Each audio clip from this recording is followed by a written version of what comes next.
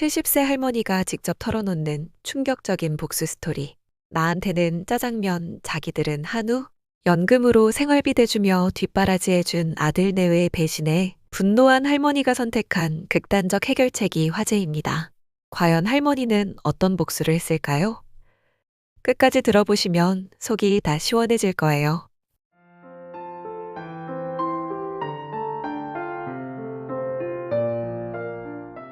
엄마, 오늘 저녁은 짜장면 시켜드릴게요. 저희는 볼 일 있어서 나갔다 올게요. 아들이 현관문을 나서며 던진 말이었습니다. 평소와 다를 바 없는 그저 일상적인 인사말처럼 들렸죠. 70이 넘은 제게는 익숙한 패턴이었습니다.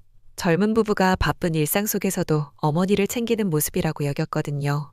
하지만 그때는 몰랐습니다. 이 말 뒤에 숨겨진 진실을 말이에요.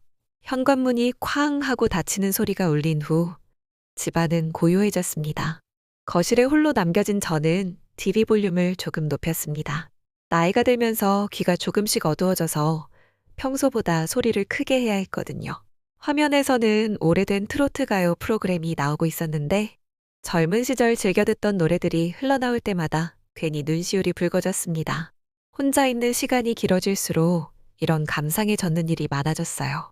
시간이 흘러 딩동하고 초인종이 울렸습니다. 배달기사님이 검은 비닐봉지에 담긴 짜장면을 건네주며 환한 미소를 지어 보였습니다. 할머님, 맛있게 드세요.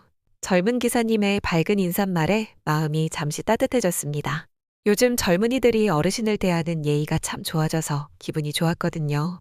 고생하세요 라고 인사를 건네며 1,000원짜리 몇 장을 팁으로 건넸습니다. 플라스틱 용기를 열자 김이 모락모락 피어올랐습니다. 짜장면 특유의 달콤한 냄새가 코끝을 자극했어요. 그런데 젓가락으로 면을 한 젓가락 집어 올리는 순간 문득 이상한 기분이 들었습니다. 언제부터인가 아들 내외가 저녁에 나가는 일이 잦아진 것 같았거든요. 그리고 항상 저에게는 배달 음식만 시켜주고 말이죠. 요즘 들어서는 거의 매일같이 외출하더라고요. 며칠 전 아들이 며느리와 둘이서 나가더라고요. 그날도 평소와 같이 어머님 볼 일 있어서 나갔다 올게요 라며 현관문을 나섰습니다. 아들은 평소보다 조금 더 정성스럽게 옷을 차려입었고 며느리는 립스틱을 다시 바르며 거울을 한 번 더 들여다보더라고요. 오랜만에 젊은 부부가 데이트라도 하는구나 싶어서 마음이 흐뭇했습니다. 저도 젊었을 때는 남편과 그렇게 다녔거든요. 저는 늘 그랬듯 짜장면을 시켜 혼자 드셨습니다. 플라스틱 젓가락으로 면을 젓가락에 돌돌 감아 먹는데 왠지 모르게 면이 평소보다 퍽퍽하게 느껴졌어요. 입맛이 없어서 반도 못 먹고 냉장고에 넣어뒀습니다. 나이가 들면서 식욕도 많이 줄었거든요. 그런데 그날 밤 짜장면을 먹고 소화가 잘 안 되더라고요. 속이 더부룩하고 답답해서 잠이 오지 않았습니다. 시계를 보니 밤 9시가 넘어 있었어요. 그래서 소화를 시킬 겸 동네를 천천히 산책하기로 했습니다. 밤 공기가 선선했습니다. 가로등 불빛 아래로 몇 명의 주민들이 산책을 하고 있었어요. 강아지를 산책시키는 젊은 부부, 지팡이를 짚고 천천히 걷는 할아버지, 이어폰을 끼고 빠른 걸음으로 지나가는 학생까지. 저녁 시간의 동네는 나름대로 활기가 있었습니다. 평소 자주 다니던 길을 따라 천천히 걸었습니다. 무릎이 좀 아파서 빠르게 걸을 수는 없었지만 집에만 있는 것보다는 훨씬 기분이 좋았어요. 그런데 새로 생긴 소고기집 앞을 지나는데 익숙한 목소리가 들려왔습니다. 여보, 이 갈비 정말 맛있네. 며느리의 목소리였어요. 깜짝 놀라서 고개를 돌렸더니 유리창 너머로 아들 내외가 고기를 먹고 있는 걸 봤어요. 처음에는 제 눈을 의심했습니다. 분명히 집에서는 볼 일 있어서 나간다고 했는데 여기서 편안하게 고기를 구워 먹고 있는 모습이 믿어지지 않았거든요. 며느리는 상추에 고기를 정성스럽게 싸서 입에 넣으며 환하게 웃고 있었고 아들은 소주잔을 기울이며 정말 오랜만에 이런 시간을 갖네라고 말하며 즐거워 보였습니다. 그들의 표정에는 걱정이나 급한 기색이 전혀 없었어요. 오히려 한가롭고 여유로워 보였습니다. 테이블 위에는 고급스러워 보이는 한우 갈비가 지글지글 구워지고 있었고 소주병 2개가 이미 비어 있었어요. 밑반찬들도 정갈하게 차려져 있었고 심지어 냉면까지 시켜놓고 먹고 있더라고요. 제가 대충 계산해봐도 최소 10만 원은 나올 것 같은 상차림이었습니다. 순간 저한테는 짜장면 시켜놓고 둘이서는 고기를 먹고 있다니 가슴 한편이 답답해졌습니다. 발걸음이 자연스럽게 멈춰졌고 그 자리에서 한참을 서 있었어요. 마음 한구석에서 서운함이 밀려올랐지만 동시에 그래도 젊은 부부니까 가끔은 둘만의 시간이 필요할 수도 있겠구나라고 스스로를 달랬습니다. 나까지 끼면 불편할 수도 있고 어쩌다 한번 하는 일이겠지라고 생각했어요. 하지만 마음 깊은 곳에서는 서운함이 가시지 않았습니다. 같은 돈이면 저도 함께 식당에 가서 맛있는 것을 먹을 수 있을 텐데 왜 저만 집에서 배달 음식을 먹어야 하는 걸까요? 저도 가끔은 따뜻한 밥을 해서 가족들과 함께 먹고 싶은데 말이에요. 섭섭한 마음이 들었지만 처음엔 그럴 수 있다고 생각했어요. 젊은 사람들이니까 가끔은 맛있는 것도 먹고 싶을 테고 연금 생활하는 저에게 부담을 주고 싶지 않아서 그런 걸 수도 있다고 여겼거든요. 하지만 왜 이렇게 마음이 불편한 걸까요? 집으로 돌아가는 길, 발걸음이 평소보다 무거웠습니다. 가로등 불빛이 평소보다 더 쓸쓸해 보였고 바람 소리도 더 서글프게 들렸어요. 현관문을 열고 들어서니 거실에는 제가 반쯤 먹다 남긴 짜장면이 그대로 있었어요. 이미 식어버린 면발이 서로 엉겨붙어 있는 모습을 보니 더욱 쓸쓸해졌습니다. 플라스틱 용기에 담긴 차가운 짜장면과 따뜻한 식당에서 지글지글 구워지는 한우갈비, 이 대조적인 모습이 자꾸 머릿속에 떠올랐어요. 그날 이후로도 저녁에 볼 일 있다고 나갔다 오면 고기 냄새가 났어요. 현관문을 열고 들어오는 아들과 며느리에게서 풍기는 냄새였습니다. 갈비 냄새, 삼겹살 냄새, 때로는 한우의 고급스러운 향까지. 나이가 들면서 후각이 예민해졌는지 아니면 제가 너무 민감해진 건지 모르겠지만 그 냄새들이 선명하게 느껴졌어요. 며느리는 현관에서 신발을 벗으며 어머님 일찍 주무세요 라고 인사했고 아들은 엄마 우리 들어왔어요 라고 말했습니다. 그들의 목소리에는 만족감이 묻어 있었어요. 배부르고 즐거운 시간을 보낸 사람들의 여유로운 톤이었죠. 가끔은 트림 소리까지 들렸어요. 반면 저는 매일 같은 짜장면, 같은 짬뽕을 혼자 먹고 있었습니다. 며칠을 그렇게 참고 지냈습니다. 나이가 들면서 참을성이 많아졌다고 생각했는데 이번만큼은 마음이 쉽게 가라앉지 않더라고요. 밤마다 잠자리에 누워서도 그 생각이 떠났습니다. 나는 정말 그들에게 짐일까? 함께 식사하는 것조차 부담스러워하는 걸까? 이런 생각들이 머릿속을 맴돌았어요. 잠이 오지 않는 밤이면 침대에서 뒤척이며 생각했습니다. 젊었을 때는 가족을 위해 온 힘을 다했는데 이제 나이가 들어서는 짐이 된 걸까요? 아들을 키우느라 밤낮으로 고생했던 시절, 며느리가 시집 올 때 온 마음으로 받아들였던 기억들이 주마등처럼 스쳐 지나갔습니다. 며칠 참다가 서운한 마음에 말했어요. 요즘 너희들 자주 고기 먹고 오는구나. 최대한 자연스럽게 비난하는 톤이 아니라 단순한 관찰처럼 말했습니다. 마치 요즘 날씨가 좋네 라고 말하는 것처럼 담담하게 말했어요. 혹시라도 그들이 기분 나빠할까봐 조심스럽게 말했습니다. 그런데 아들의 반응이 이상했어요. 평소 같으면 엄마도 같이 갈까요? 정도의 대답을 했을 텐데 이번에는 당황하며 쩔쩔매더라고요. 아, 그게 어쩌다 보니 하며 말끝을 흐렸습니다. 눈동자가 이리저리 움직이며 거짓말을 생각해내는 것 같았어요. 회사 사람들이랑 급하게 약속이 생겨서 라고 둘러댔지만 목소리에 떨림이 있었습니다. 그런데 며느리가 적반하장으로 대들었어요. 어머님, 나이 드신 분이 밖에서 기름진 음식 드시면 안 좋아요. 집에서 짜장면 드시는 게 건강에 더 나아요. 그 말투에는 오히려 제가 잘못 생각하고 있다는 식의 확신이 담겨 있었습니다. 마치 저를 위해서 이런 배려를 해주고 있다는 듯한 자신이 효부인 것처럼 말하는 톤이었어요. 고기 같은 건 젊은 사람들이나 소화가 잘 되는 거고 어머님 같은 연세에는 담백한 게 좋잖아요 라고 덧붙이기까지 했습니다. 그러면서 아들을 쳐다보며 맞지, 여보라고 동조를 구하더라고요. 그 말에 너무 서러워서 방에 들어가 울었어요. 70평생을 살아오면서 이렇게 무시당한다는 느낌을 받은 적이 없었거든요.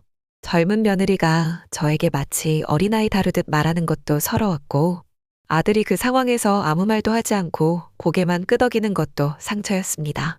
베개에 얼굴을 묻고 한참을 울었어요. 눈물이 멈추지 않더라고요. 내가 뭘 잘못했을까?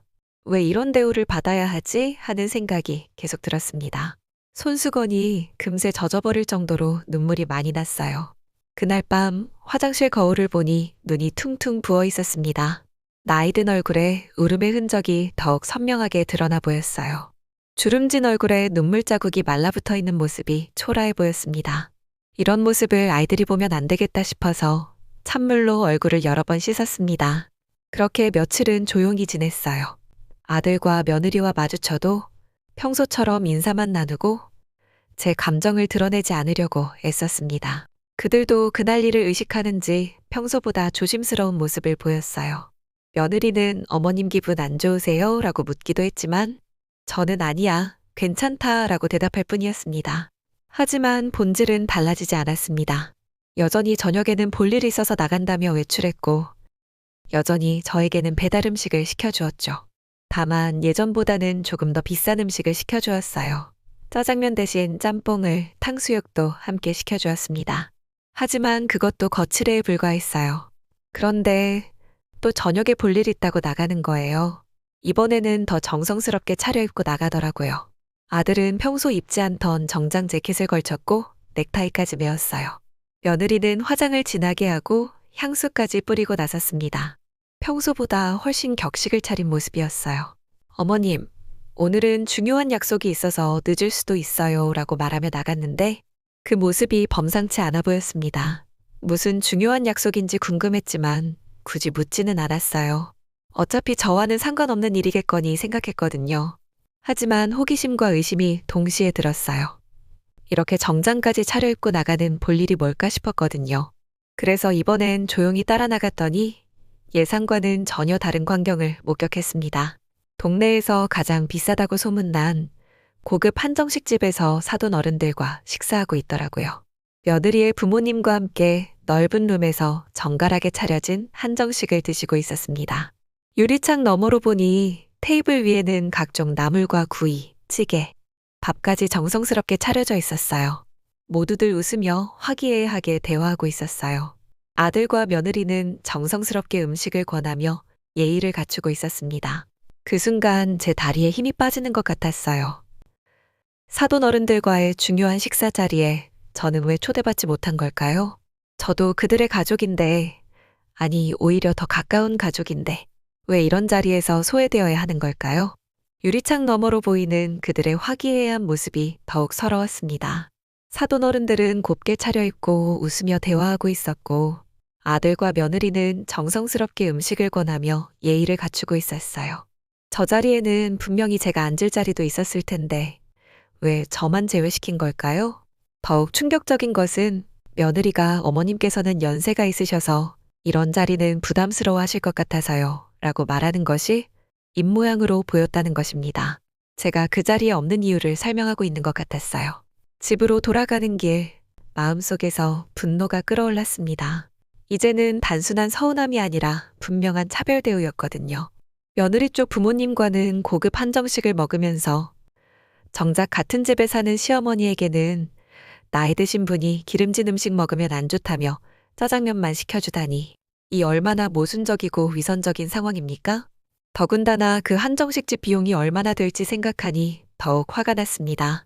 한 사람당 최소 5만 원은 나올 텐데 4명이면 20만 원이 넘겠더라고요. 그 돈이면 저와 함께 얼마나 좋은 식사를 할 수 있을까요? 이제는 정말 안 되겠다 싶어서 친구인 변호사한테 상담했어요. 오랜 친구였던 정 변호사는 제 이야기를 끝까지 들어보더니 화를 내더라고요. 이런 경우엔 강하게 나가야 해. 집이 4명이잖아. 내가 주인인데 왜 이런 대우를 받아야 하냐며 분개했습니다. 요즘 젊은 사람들이 너무 버릇없어졌어. 부모님을 뭘로 생각하는 거야 라고 말하며 정말 화를 내더라고요. 그리고는 법적으로 대응할 수 있는 방법이 있다며 퇴거 요구서를 작성해줬어요. 네, 집인데 왜 눈치를 보며 살아야 하냐? 더 이상 참지 말고 강하게 나가라고 조언해 주었습니다. 정 변호사도 비슷한 경우를 여러 번 봤다며 요즘은 이런 일이 많다고 말하더라고요. 서류를 받아든 제 손이 떨렸습니다. 이렇게까지 해야 하나 싶은 마음과 더 이상 참을 수 없다는 마음이 교차했어요. 하지만 결심했습니다. 더 이상 이런 대우를 받으며 살 수는 없었거든요. 제 인생의 마지막까지 이렇게 무시당하며 살 수는 없다고 생각했어요. 아들 내외에게 퇴고 요구서를 건넸더니 시큰둥하게 반응했어요. 아들은 서류를 대충 훑어보며 엄마 설마 진짜는 아니죠? 라고 말했습니다. 그 말투에는 어머니가 이런 일로 진짜 법적 조치를 취할 리는 없을 거야 라는 안일한 생각이 담겨 있었어요. 며느리는 아예 코웃음을 치며 어머님도 참 그러세요. 우리가 뭘 잘못했다고 이런 걸 주시는 거예요? 라고 말했습니다. 여전히 자신들이 잘못한 게 없다는 태도였어요. 괜히 이상한데 상담받아서 이런 거 만드시지 말고 가족끼리 대화로 풀어요 라고 하더라고요. 하지만 그 대화라는 것도 결국 제가 참고 넘어가라는 뜻이었죠. 그들의 반응을 보니 더욱 화가 났습니다. 제가 우스운 존재로 여겨지고 있다는 걸 확실히 알 수 있었거든요. 그래서 정말로 법원에 강제집행 명령을 신청했어요. 변호사 친구가 모든 절차를 도와줬고 생각보다 빠르게 진행되었습니다. 이런 경우에는 법이 집주인의 권리를 보장해준다며 차근차근 설명해 주었어요. 가족이라고 해서 무조건 참을 필요는 없다. 최소한의 예의와 존중은 받아야 한다고 말해 주었습니다. 법원에서 공식 서류가 나오자 그제야 아들이 당황하기 시작했습니다. 엄마, 죄송해요. 정말 몰랐어요. 우리가 너무했네요. 라며 빌었지만 저는 마음을 굳혔습니다. 이제 그만 나가라고 단호하게 말했어요. 너무 늦었거든요. 진작에 저를 가족으로 대우했다면 이런 일까지 갈 필요가 없었을 텐데 말이에요. 엄마, 우리가 앞으로 잘할게요. 이제부터는 어머니랑 같이 식사하고 어디 가실 때마다 모시고 다닐게요. 라고 빌었지만 저는 믿을 수 없었어요. 지금까지 수없이 들어온 빈말이었거든요. 지금껏 생활비도 제 연금으로 대고 살았는데 도리어 저를 무시하더라고요. 제 연금으로 집관리비, 수도세, 전기세를 내고 생활용품도 제가 사고 심지어 그들이 시켜준 배달음식 값도 제가 냈습니다. 매달 나오는 연금이 100만 원 남짓한데 그 돈으로 집안 살림을 도맡아 했어요. 전기요금이 올라서 10만 원이 넘게 나올 때도 있었고 가스비, 인터넷비까지 합치면 생활비가 만만치 않았거든요. 그런데 정작 그들은 제가 번 돈으로 생활하면서 저를 식사 자리에서조차 소외시켰던 거예요. 저는 2,000원짜리 짜장면으로 한 끼를 때우는데 그들은 10만 원짜리 한우를 먹고 있었다니요. 제가 아껴서 모은 돈으로 그들이 호화로운 식사를 즐기고 있었던 셈이에요. 더 생각해보니 화가 더 났습니다. 며느리가 사용하는 화장품들, 아들이 입는 브랜드 옷들, 그들이 가끔 사오는 비싼 과일들까지 모든 게 제 연금에서 나간 돈이었어요. 저는 마트에서 할인 상품만 골라서 사는데 그들은 제 돈으로 명품을 사고 있었던 거죠. 어머니, 우리가 정말 잘못했어요. 다시 한 번만 기회를 주세요 라고 며느리도 눈물을 글썽이며 말했지만 그 눈물조차 가짜 같아 보였어요. 진짜로 미안하다면 왜 그동안 그런 식으로 행동했을까요? 며칠 뒤 아들 내외가 짐을 싸서 나갔어요. 이삿짐을 정리하는 며칠 동안 집안은 어수선했습니다. 평소에는 보이지 않던 물건들이 곳곳에서 나왔어요. 그들이 얼마나 많은 물건을 가지고 있었는지, 그리고 얼마나 오랫동안 이 집을 자신들의 집처럼 여겼는지 알 수 있었습니다. 이삿짐 상자들이 거실 한가득 쌓여있는 모습을 보니 감회가 새로웠어요. 그동안 이 집에 얼마나 많은 그들의 흔적이 있었는지 새삼 깨달았거든요. 하지만 그 많은 물건들 사이에서 저와 관련된 것은 거의 찾아볼 수 없었어요. 모든 게 그들 중심이었던 거죠. 아들은 짐을 싸면서도 계속 엄마 정말 미안해요. 우리가 너무 철없었어요 라고 말했지만 이미 늦었다고 생각했습니다. 진정한 사과라면 행동으로 보여줬어야 하는데 지금 와서 말로만 하는 사과가 무슨 의미가 있을까요? 며느리는 저를 째려보며 나가더군요. 마지막까지도 자신이 잘못했다는 생각은 전혀 없어 보였어요. 오히려 제가 너무 심하게 나간다는 표정이었습니다. 현관문을 나서면서도 어머님 정말 후회하실 거예요 라고 중얼거리더라고요. 그 말에서도 반성하는 기색은 전혀 찾아볼 수 없었어요. 현관문이 마지막으로 쾅 하고 닫히는 순간 집안은 다시 고요해졌습니다. 아까까지 이삿짐 때문에 어수선했던 거실이 갑자기 텅 빈 것처럼 느껴졌어요. 그들의 물건들이 사라지고 나니 집이 훨씬 넓어 보였습니다. 처음에는 적막함이 무서웠어요. 오랫동안 함께 살던 사람들이 갑자기 사라지니 집이 낯설게 느껴졌거든요. TV 소리도 평소보다 크게 들렸고 시계 소리도 더 또렷하게 들렸어요. 밤에는 작은 소리에도 깜짝 놀라곤 했습니다. 하지만 며칠 지나니 마음이 편해지기 시작했어요. 더 이상 눈치 보지 않고 제가 먹고 싶은 것을 먹을 수 있게 되었거든요. 그동안 배달 음식만 먹다가 오랜만에 직접 요리를 해봤는데 생각보다 즐거웠어요. 간단한 김치찌개라도 제가 직접 끓여 먹으니 훨씬 맛있었습니다. 이제는 제가 원하는 시간에 TV를 볼 수 있고 아무도 저를 무시하지 않습니다. 전화벨이 울려도 누가 왔나 하며 눈치를 볼 필요가 없어요. 제 집에서 제가 주인이 된 기분이었습니다. 때로는 외로울 때도 있지만 그 외로움이 모멸감보다는 훨씬 견딜만 해요. 외로움은 자연스러운 감정이지만 모멸감은 참기 어려운 상처거든요. 혼자 있어도 마음이 평온한 것이 그들과 함께 있으면서 상처받는 것보다 훨씬 나아요. 가끔 동네 할머니들과 함께 공원에서 산책을 하거나 복지관에서 하는 프로그램에 참여하기도 해요. 거기서 만난 분들은 저를 존중해주고 대화할 때도 편하네요. 어머님은 참 듬직하시네요 라고 말해주는 분들도 있어서 기분이 좋습니다. 아들이 가끔 찾아와서 사과하지만 다시 드릴 생각은 없어요. 엄마, 우리가 정말 잘못했어요. 이제는 달라졌어요 라고 말하지만 믿기 어려워요. 진심으로 반성한다면 처음부터 그러지 말았어야죠. 사람은 쉽게 변하지 않는다고 생각해요. 가끔 아들이 엄마 혼자 사시면 위험하지 않으세요? 혹시 무슨 일이라도 생기면 어떻게 하시려고요? 라고 걱정하는 척 말하지만 그것도 진심인지 의심스러워요. 정말 걱정한다면 왜 그동안 그렇게 행동했을까요? 저도 이제 제 인생을 되찾고 싶어요. 남은 여생만큼은 존중받으며 살고 싶습니다. 나이가 들었다고 해서 무시당하며 살 이유는 없잖아요. 제가 번 돈으로 제가 먹고 싶은 것을 먹고 제가 하고 싶은 일을 하며 살고 싶어요. 변호사 친구는 제가 잘한 일이라고 격려해 줍니다. 나이가 들어도 존중받을 권리가 있다. 가족이라고 해서 무조건 참고 살 필요는 없어 라고 말해줬어요. 그 말이 큰 위로가 되었습니다. 요즘은 이런 경우가 많다. 젊은 세대들이 부모님을 ATM 기계 정도로 생각하는 경우가 있어 라고 안타까워하더라고요. 이제 저녁에는 가끔 동네 식당에 가서 제가 좋아하는 음식을 먹습니다. 혼자 가는 것이 처음에는 어색했지만 이제는 자연스러워졌어요. 식당 사장님들도 혼자 오시는 어르신들을 친절하게 대해주시고 가끔은 다른 혼자 드시는 분들과 대화도 나눕니다. 어머님, 오늘도 오셨네요. 뭐 드실래요? 라고 반갑게 인사해주는 사장님의 말에 마음이 따뜻해져요.